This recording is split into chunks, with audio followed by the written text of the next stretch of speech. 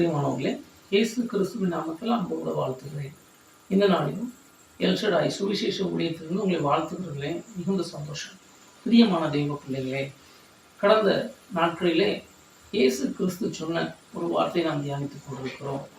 வேதத்தில் மத்திய எழுதிய சுவிசேஷம் 4வது அதிகாரம் அதில் 17வது வசனத்தை நாம் மையமாய் கொண்டு தியானித்து வருகிறோம்.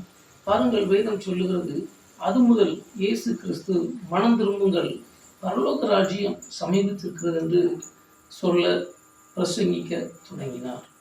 என் அன்பு தேவ பிள்ளைகளே, இந்த நாளிலும் வேதம் நமக்கு தெளிவாய் சொல்கிற ஒரு காரியம், பரலோக ராஜ்யம் சமீபித்திருக்கிறது. பாருங்கள், பரலோக ராஜ்யம் சமீபித்திருக்கிறது என்று வேதம் சொல்லுகிறது. யாருக்கு சமீபித்திருக்கிறது அல்லது யாருக்கு பரலோக ராஜ்யம் சமீபிக்கவில்லை என்று நாம் முதல் பார்த்து கொண்டிருக்கிறோம். கடந்த நாட்களிலே துன்மார்க்க ஜீவியம் பண்ணுகிறவர்களுக்கு பரலோக ராஜ்யம் தூரமாக இருக்கிறது என்பதை பார்த்தோம்.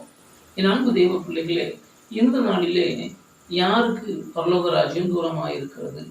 இயேசு கிறிஸ்து சொன்னால் பரலோக ராஜ்யம் சமீபித்திருக்கிறது என்று சொன்னார். சமீபத்திருக்கிற அந்த பரலோக ராஜ்யத்தை குறித்து நாம் இன்று பார்க்க போகிறோம். பிரியமான அன்பு தெய்வ பிள்ளைகளே, யாருக்கு அது தூரமாக இருக்கிறது? பாருங்கள், வேதத்தில் ஒரு வசனம் சொல்லப்பட்டிருக்கிறது. யோவான் எழுதிய சுவிசேஷம் 11வது அதிகாரம் 48வது வசனத்தை நாம் வாசிக்கும் போது, நாம் இவனை இப்படியே விட்டுவிட்டால் எல்லோரும் இவனை விசுவாசிப்பார்கள், அப்பொழுது ரோமர் வந்து நம்முடைய ஸ்தானத்தையும் ஜனங்களையும் அழித்து போடுவார்கள் என்றார்கள். பாருங்கள், வேதம் சொல்லுகிறது, இங்கு பரிசேயர் ஒரு காரியத்தை சொல்லுகிறது. என் அன்பு தேவ பிள்ளைகளை, பரிசேயர், சதுசேயர், வேத பாரகர், இவர்கள் எல்லாம் இயேசுக்கு விரோதமாய் ஒரு காரியத்தை உபாயம் பண்ணுவதை பார்க்கிறோம்.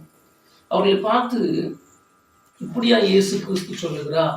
என் அன்பு தெய்வ பிள்ளைகளே, மத்திய எழுதிய சுவிசேஷம் 23:16 இயேசு கிறிஸ்து சொல்லுகிறார், குருடருக்கு வழிகாட்டுகிற குருடர்களே என்று சொல்லுகிறார். குருடனானவர்கள் என்று சொல்லுகிறார். ஏன் இந்த வார்த்தைகளை சொல்லுகிறார்? நீங்கள் பரலோக ராஜ்யத்தில் பிரவேசிப்பதும் இல்லை, பரலோக ராஜ்யத்தில் பிரவேசிப்பவர்களை தடுக்கிறீர்கள் என்று சொல்லுகிறார். நீங்களும் பரலோக ராஜ்யத்துக்கு போவதில்லை, அந்த பரலோக ராஜ்யத்துக்கு போகணும் என்று சொல்லி பிரயாசப்படுகிறவர்களையும் நீங்கள் போக விடுகிறதில்லை என்று சொல்லுகிற காரியத்தை பார்க்கிறோம். பிரியமான தெய்வ பிள்ளைகளே, நன்கு தெய்வ பிள்ளைகளே, வேதம் அழகாய் நமக்கு சொல்லித் தருகிறது. இவர்கள் எதிலே இவர்கள் பிரியப்படுகிறது தங்கள் ஸ்தானத்திலே.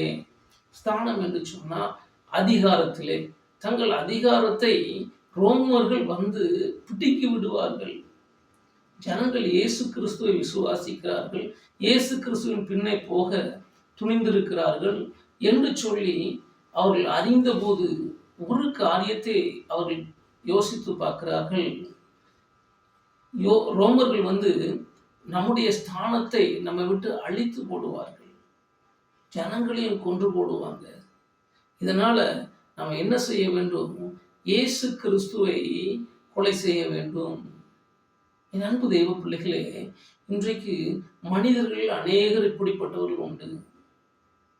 அநேகர் தங்கள் வேலைகளுக்காக அல்லது தங்களுடைய காரியங்களுக்காக, தங்கள் அதிகாரங்களுக்காக ஆசைப்படுகிறவர்கள் உண்டு. நான் இந்த அதிகாரத்தில் வர வேண்டும், அல்லது நான் இந்த காரியத்தில் தலைவராய் நான் தான் இருக்க வேண்டும், இப்படி அநேகர் ஆசைப்படுகிறது உண்டு, செயல்படுத்த முயற்சி செய்வது உண்டு. அதில் பாருங்கள், சிலருக்கு அதிகாரம் தேவனை கொடுக்கிறார், சிலர் அந்த அதிகாரத்தை துன்மார்க்கத்தனமாய் எடுத்துக் கொள்வதை பார்க்கிறோம். மற்றவர்களை அழித்து, மற்றவர்களை தள்ளி, ஒருவேளை அந்த பதவிக்கோ அல்லது அந்த இடத்துக்கோ தகுதியானவர்களை தள்ளிவிட்டு தாங்கள் அமர்கிறதை பார்க்கிறோம். என் அன்பு தெய்வ பிள்ளைகளே, சிலர் அதிகாரத்திற்காக லஞ்சம் கொடுக்கிறார்கள், சிலர் அதிகாரத்திற்காக துன்மார்க்கமான காரியங்கள், மற்ற மனிதர்களை மிரட்டுவது அல்லது மற்ற மனிதர்களை அடிமைப்படுத்துவது, இப்படி பல காரியங்களை செய்கிறதை பார்க்கிறோம். என் அன்பு தெய்வ பிள்ளைகளே, நான் ஒரு சகோதரனை சந்தித்தேன். அந்த சகோதரன் சாட்சியை பகிர்ந்து கொண்ட போது அவர் சொன்ன காரியம் என்னன்னு சொன்னால், அவர் அந்த மனிதரை, அந்த சகோதரனை அநேகர் நேசிக்க வேண்டும். பாருங்க, அவரை தான் நேசிக்கணும், அவரை தான் பற்றி இருக்கணும்னு சொல்லி அநேகருக்கு செலவு பண்ணுவார். சொன்ன காரியம் குடிக்கிறதற்கோ எந்த காரியத்திற்காக இருந்தாலும் சரி, பணம் கேட்டால் கொடுத்து கொண்டே இருப்பேன். எதற்கு என்று சொன்னால் அவர்கள் என்னை பெரிய மனிதன் என்று நினைக்கிறார்கள். கடன் எடுத்து கொடுக்கிற மனுஷர்கள் உண்டு, கடன் எடுத்து செய்கிற மனுஷர்கள் உண்டு. பதவிக்காக, பொருளுக்காக ஆசைப்பட்டு என் அன்பு தெய்வ பிள்ளைகளே, இன்றைக்கு அநேக மனிதர்கள் இப்படி இருக்கிறார்.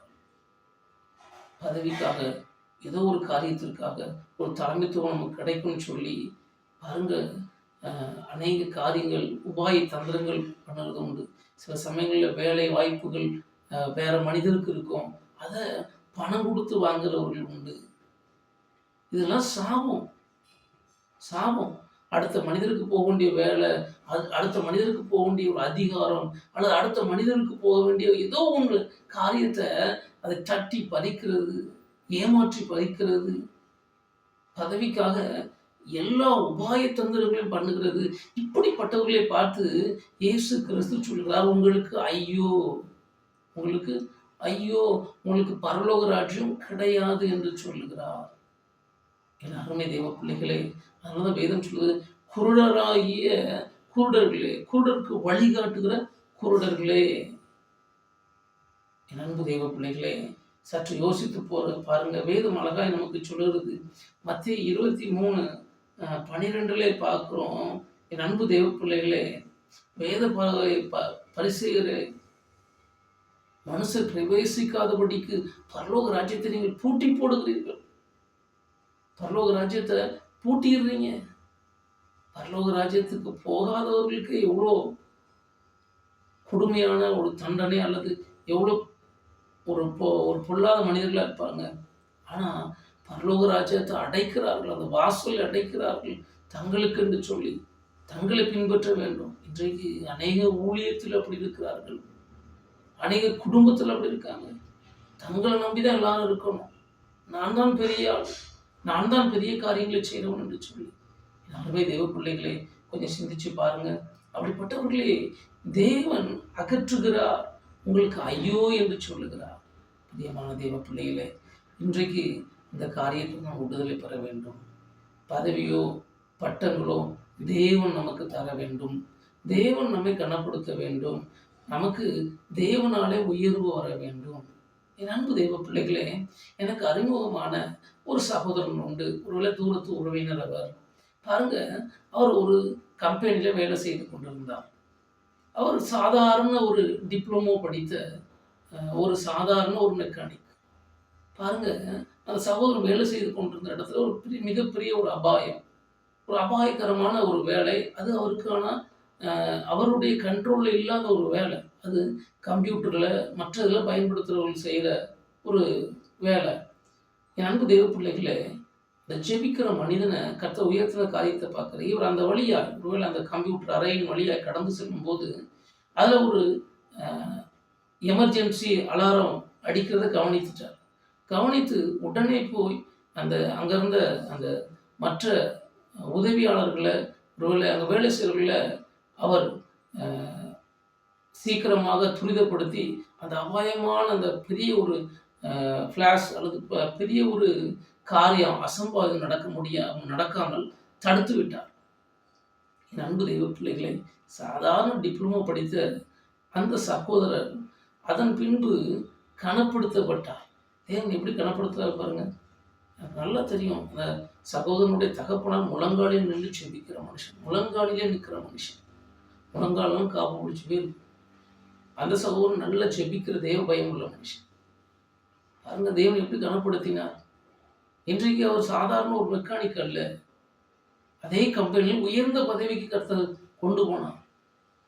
என் அன்பு தேவ பிள்ளைகளே, கொஞ்சம் சற்று யோசித்து பாருங்க. நம்மையும் தேவன் அப்படி உயர்த்துவார். தேவன் உயர்த்தும் வரைக்கும் நாம் காத்திருக்கணும். அதற்கு முன்பதாக அவசரப்பட்டு ஏதாயிலும் பொல்லாத வழிகளில், குறுக்கு வழிகளில் அதிகாரத்தை பிடிக்கணும், ஆட்சி பிடிக்கணும் அப்படின்னு சொல்லி நான் பிரயாசப்படுவோம்னு சொன்னால் பரலோகம் நமக்கு சொந்தம் இல்லை. இதனால தான் என் அன்பு தெய்வ பிள்ளைகளே, ஆரம்பத்திலே சொன்னேன், பரலோகம் யாருக்கு தூரமாக இருக்குது? பதவி ஆசை பிடித்தவர்களுக்கு தூரமாக இருக்குது. பரிசேயர்களுக்கு அது தூரமாக இருக்கிறது. என் அன்பு தெய்வ பிள்ளைகளே, ஜெபிப்போமா? பரலோகம் நமக்கு சமீபமாக வரணும். இப்படிப்பட்ட ஆசைகள், இப்படிப்பட்ட காரியங்களை நீங்கள் பல காரியங்கள் செஞ்சிருக்கலாம், ஒரு பல தீங்குகள் செஞ்சிருக்கலாம். மன்னிங்க இயேசுப்பான்னு கேளுங்க. இன்றைக்கு அவைகளை விட்டு விடுகிறேன் என்று சொல்லி விட்டு விடுங்க. கர்த்தர் உங்களை ஆசீர்வதிப்பார். பிள்ளைகளே, ஜெபிப்போமா? வேத வசனம் நமக்கு சொல்லுகிறது, பதவிக்கும் பட்டத்துக்கும் ஆசைப்பட்டு மற்ற மனிதருக்கு துரோகம் செய்வோம் என்று சொன்னார், தேவன் அதை கணக்கிலே வைத்திருப்பார். தேவனுடைய ராஜ்யத்தில் நாம் பிரவேசிக்க முடியாது. என் அன்பு தேவ பிள்ளைகளே, மன்னிப்பு கேட்போம், மனம் திரும்புவோம், ஜெபிப்போம். அன்பின் பரலோக பிதாவே, உம்மை நோக்கி பார்க்கிறோம் அப்பா. அருமையான இந்த வேளையில இந்த செய்தியை கேட்டு கொண்டிருக்கிற ஒவ்வொரு பிள்ளைகளையும் ஆசீர்வதி.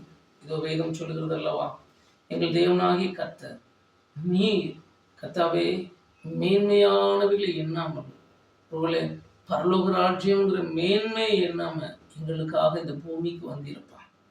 இதோ நாங்களும் தாழ்மையை தரித்துக்கொள்ள எங்களுக்கு கிருபை செய்யும். பதவிகளும் பட்டங்களும் அதுவாய் வர வேண்டும்.